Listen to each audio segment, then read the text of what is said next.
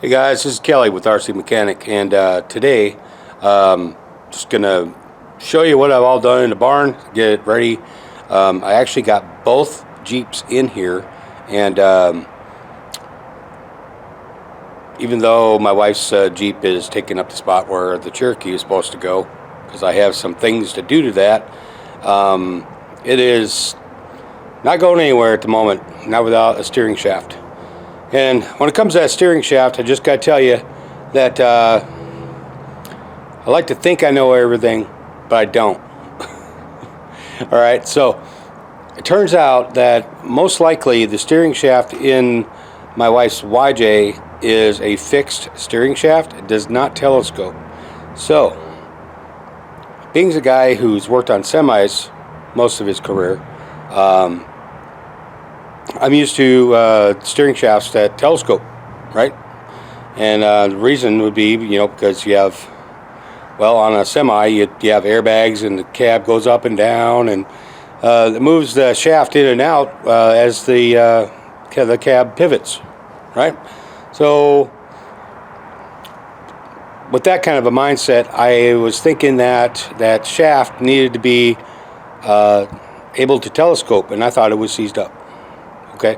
Now, finding out later, I found out that most likely that is not the case, that it's actually a fixed steering shaft, and what I've done with the old one is basically destroyed it. So I'm just going to show you that. Alright, so here's the shaft. I did get it to move a little bit, but I can't really use that because, well, I don't think it'd be safe anymore. So we're just gonna stick it up over there, and maybe it'll be a pry bar or something. Alright, so at the moment I've got her Jeep in here. This is where we left it. I'm waiting for the new steering shaft to get here.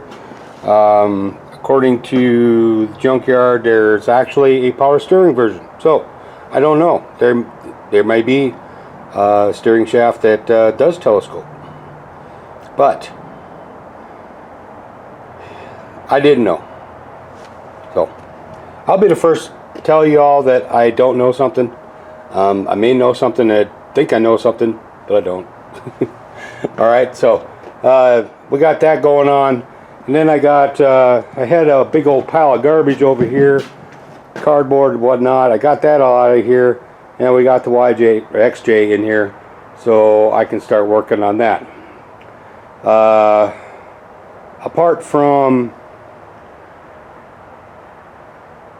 well, I was actually going to do some suspension work to it, but since I can't get over where this Jeep is to do that, I will work on other things, like it has a starting issue, where especially when it's cold, it doesn't want to stay running.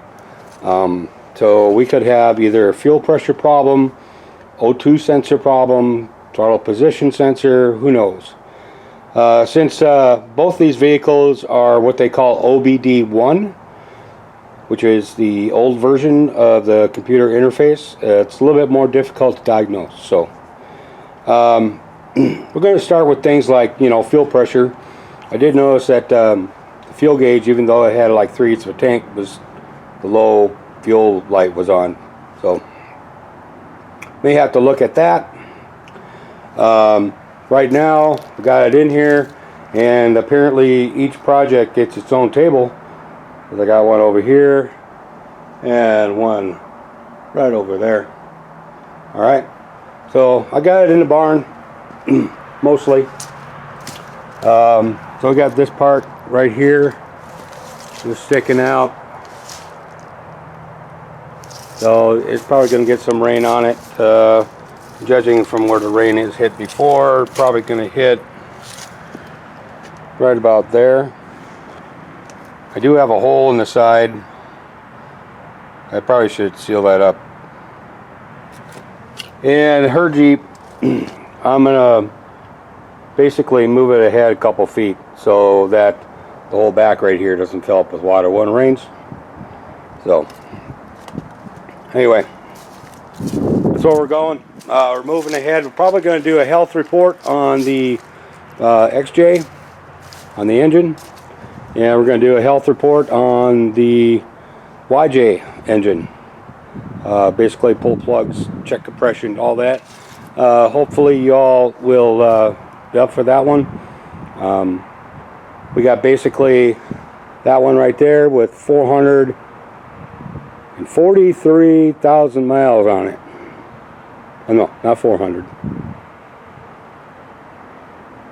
Let's go look, because I forget.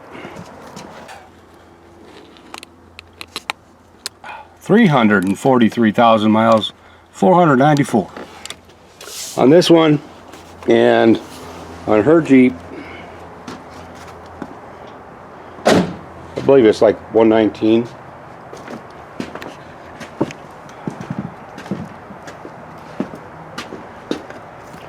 Okay, on her Jeep, we're looking at,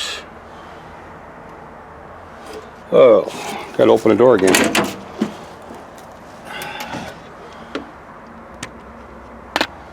Oop. Hopefully you can see that without glare.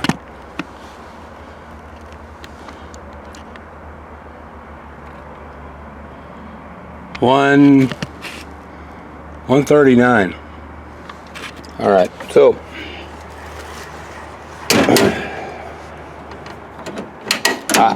there we go.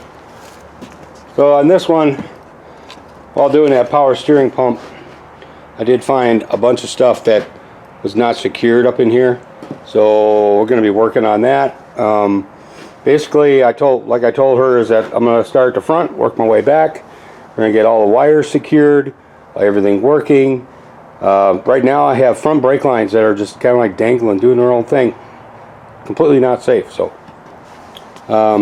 this one here, well, we have the ECU sitting up in the glove box and things like that. So yeah, both of these are going to be a challenge.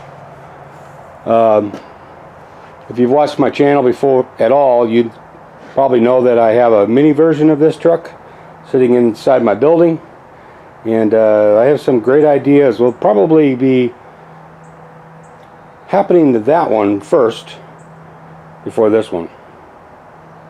Now, the beauty of that whole thing is that, you know, if it looks good on that little one, probably gonna look good on this one. So anyway, all right, so this is what we got going on.